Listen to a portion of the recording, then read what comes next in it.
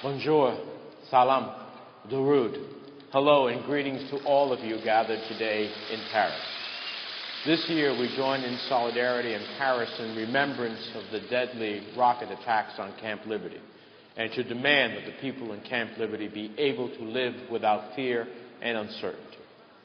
The day is coming, my friends, when the people in this camp are no longer the targets of terrorist acts, no longer the victims of violence, no longer left unprotected.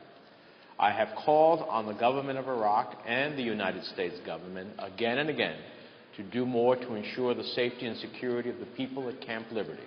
And I am heartened that Iraqi leaders and administration officials now seem to understand how critical the safety and security of Camp Liberty residents are to me and many of my colleagues in the United States Senate. I call on Iraqi officials to do everything in their power to prevent further attacks. I told Prime Minister Maliki in person last year that his commitment to the safety and security of the MEK members at Camp Liberty is a critical factor in my future support for any assistance to Iraq.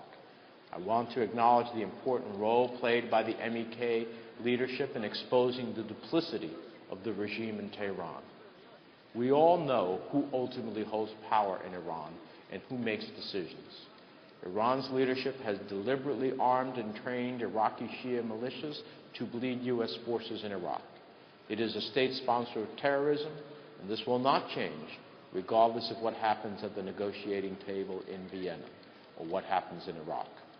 The fact is, Iran is interested in working with us only to the extent that it protects its interests in pursuing its regional hegemonic goals.